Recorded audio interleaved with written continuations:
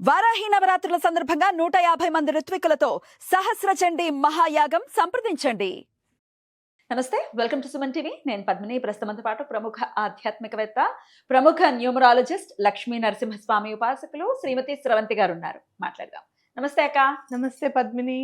అక్క, నిజ జ్యేష్ఠ మాసంలో వస్తున్న బహుళపక్ష అష్టమి మంగళవారం అంటే మధ్యాహ్నం మొదలవుతుంది అక్క. ప్రదోష సమయంలో అష్టమి తిథి ఉంటుంది. మరి ఏమైనా సిగ్నిఫికెన్స్ ఉంటుందా మంగళవారం అష్టమి వస్తే? ఎట్లా వినియోగించుకోవాలి? ఈ రోజు అవుతున్నారేంటి? రెండు నెగటివ్స్ కదా, ఆ నెగటివ్స్ వస్తే ఏం మంచి జరుగుతుందా అని జనాలు అనుకుంటారేమో అని నవ్వొచ్చింది. అలాగే చిన్నప్పుడు ఎప్పుడో ఏదైనా నేర్చుకుంటే గనక అది ఎప్పటికైనా ఉపయోగపడుతుంది కదా అని అనిపించింది. ఒకరోజు మా ఫ్రెండ్కి మంగళవారము అష్టమి రోజున జీతం వచ్చిందనమాట. బాధపడింది, ఈ రోజు అష్టమి నాడు జీతం ఇచ్చారు నాకు ఫస్ట్ టైం అది ఇది అని చెప్పి. అంటే వాళ్ళ అమ్మగారు అన్నారట, మంగళవారము అష్టమి వచ్చింది జీతం, నువ్వు చాలా పెద్ద పొజిషన్లో ఉంటావు, మంగళాష్టకము అంటారు, రెండు నెగటివ్స్ కలిపితే పాజిటివ్ అవుతుంది అని చెప్పారట. మైనస్లు కలిపితే ప్లస్ అయిపోతుంది. అందులో మంగళవారం కుజుడు ఎనర్జీ చాలా ఉంటుంది. మన ఎందుకు ఏ పని చేయొద్దు అని అంటారు అని అంటే, ఏదైనా అగ్రెసివ్గా వెళ్ళిపోతాము అని మంగళవారం నాడు చేయొద్దు అంటారు.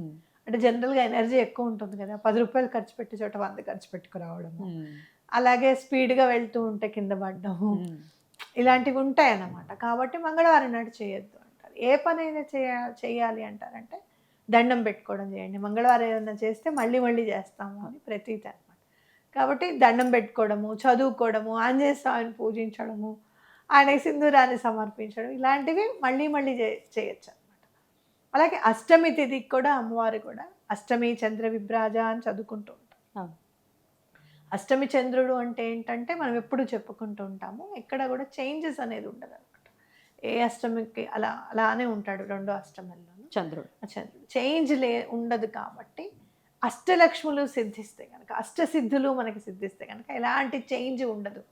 మనకు ఒక్కొక్కసారి కొంచెం ఏదన్నా వస్తే కనుక, నేను అప్పుడు భలే చేశాను తెలుసా, ఆ క్లయింట్కి చాలా బాగా అయింది అని అన్న వెంటనే ఎదురుదెబ్బ తగులుతుంది నాకు. ఏ చిట్కన్ వెళ్ళకే కాదు అని అనుకుంటా, నేను అన్నమాట పొడసూపదు అంటారు. వద్దు అలా నేను అనుకున్నప్పుడు ఖచ్చితంగా నేను కాదు అని నా చేత అనిపిస్తుంది అనమాట. అంటే అహంకారం అనేది జనింపజేయకుండా ఉండాలి అని అంటే భగవంతుడు ఎప్పటికప్పుడు మనం కరెక్ట్ చేస్తూ ఉండాలి. సరే, ఈ అష్టసిద్ధులు నవనిధులు అన్నీ వచ్చేసాయి, మనకి వచ్చేస్తున్నాయి, రాబోతున్నాయి అని అనుకున్నప్పుడు ఎక్కడ మనలో చేంజ్ లేకుండా ఉండాలి అని అంటే అష్టమి తిథి నాడు అమ్మవారిని పూజించడం అనేది చాలా ఇంపార్టెంట్. మరి మంగళాష్టకము అని చెప్పి శివుడిది మనం చదువుతూ ఉంటాం అనమాట. మరి మంగళవారము అష్టకము కలిసి వచ్చినప్పుడు ఎంతటి ప్రాముఖ్యత ఉందో, ఎంతటి మంచి జరుగుతుందో, శివుణ్ణి కూడా పూజిస్తే అంతటి మంచి జరుగుతుంది అని మనం చెప్పుకోవచ్చు. కాబట్టి శివుడికి మంగళాష్టకము అని చెప్పి ఆయన గురించి మంగళములు పలుకుతూ 8 శ్లోకాలు ఉంటాయి అన్నమాట. అవి గనక పూజిస్తే మనం ఎప్పుడు కూడా నిత్యం ఆయన మన వెంట ఉంటూ ఉంటాడు, మనం ఆయన వెంట ఉంటూ ఉంటాం, కాబట్టి మంచి జరుగుతుంది అని చెప్పుకోవచ్చు. మనకి ఇక్కడ ఇప్పుడు చదువు అడగకుండానే నేను చదివేస్తున్నారు. అమ్మయ్య, సూపర్. ముందే అంటే ఆఫ్ ద స్క్రీన్ అడిగేసుకున్నాం కదా, ఆ ఫీల్డ్ లోనే ఉన్నా. నేను ఇప్పుడు యాక్టింగ్ లోకి రావాలి. అక్క, మాకు ఒకసారి చదివి వినిపిస్తారా? తప్పకుండా చదివి వినిపిస్తాను పద్మిని. ఇవాళ ఇది కూడా యాడ్ చేస్తాను. ఈ అవకాశాన్ని నాకు కల్పించినందుకు నీకు కృతజ్ఞతలు తెలుసు. ధన్యులం. సరే, ఆ విఘ్నేశ్వరుడి పాద పద్మములకు నమస్కరిస్తూ మనం ఇప్పుడు మంగళాష్టకం చదువుకుందాం.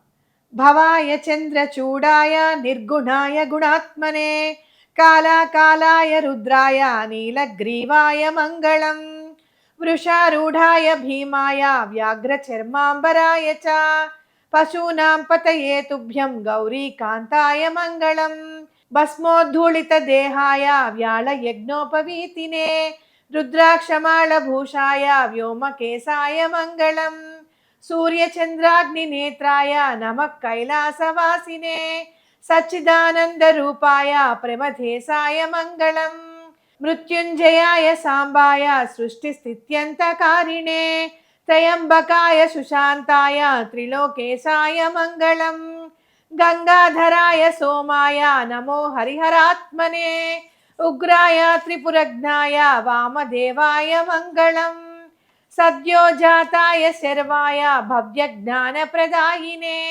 ఈశానాయ నమస్తుభ్యం పంచవక్త్రాయ మంగళం సదాశివస్వరూపాయ నమస్తత్పురుషాయ చ అఘోరాయ చ ఘోరాయ మహాదేవాయ మంగళం శ్రీచాముండా ప్రేరితేన రచితం మంగళాస్పదం తస్యాభీష్టప్రదం శంభోః యః పఠేన్మంగళాష్టకం ఇది శ్రీ శివమంగళాష్టకం.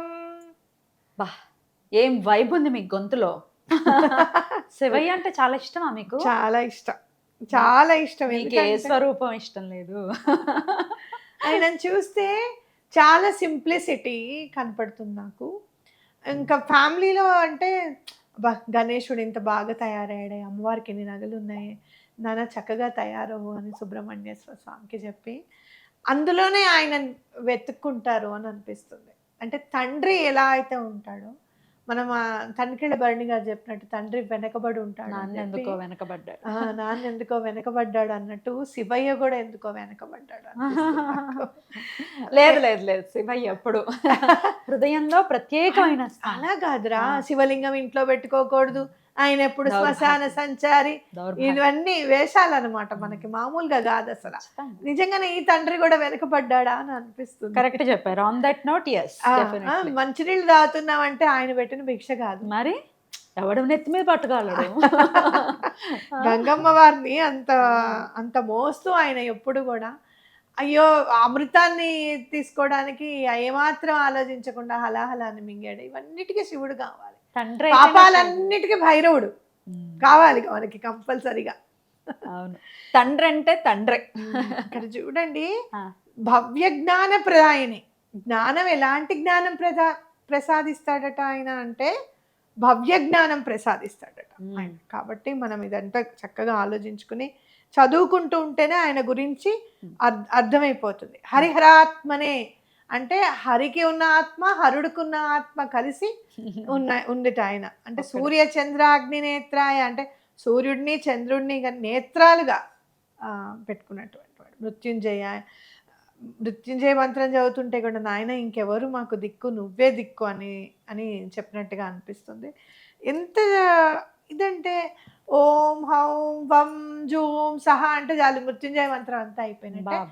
అసలు ఇంకా జస్ట్ జూమ్ అనుకుంటే చాలట ఒక్కొక్కసారి పలుకుతాడు. కరుణోపాయాలు అసలు స్వామికి నిజంగా అద్భుతం. ఏం అక్కర్లేదు, ఇంత నీళ్లు పోస్తే చాలు, చెమ్ముడు నీళ్లు పోస్తే చాలు ఆయన మీద. నమశివాయ అనుకుంటే చాలు. నమశివాయ అంటే లేదు అరుణాచల్ అనుకుంటే ఇంకా ఈజీ. అసలు మామూలుగా కాదు. నాకు అందరికంటే అరుణాచలేశ్వరుడు ఇష్టం. అంతటి శివయ్య అయినా కూడా, అంత సృష్టి స్థితి లయకారకుడు అయినా కూడా, అంటే మొత్తం అంతా ఆయన చేతుల్లోనే ఉన్నట్టు కదా. ఉన్నా కూడా ఏమండి మీరు అన్ని చోట్ల ఇలా భస్మం ధరించి ఉంటారు, కాస్త ఇక్కడైనా కాస్త మంచి బట్టలు అలంకరించుకోండి అని అంటే సరే అని. అందుకే అక్కడ మాత్రం అంటే వైఫ్కి, పిల్లలకి, ఫ్యామిలీకి ఎట్లాంటి ఇంపార్టెన్స్ ఇవ్వాలి, భక్తులకి నమ్ముకున్న వాళ్ళని ఎంత బాగా చూసుకోవాలి అని ఆ శివయ్య దగ్గర. ఖచ్చితంగా ఎంత బాగా చెప్పారు. అద్భుతం అక్క. సో మంగళాష్టకాన్ని చక్కగా ఆ రోజున ప్రదోష సమయంలో చదువుకోవచ్చు కదా, ఆయన ఇష్టం. రైట్, ఇంక ఇది కూడా ఇప్పుడు భాగం అయిపోతుంది మా జీవితం.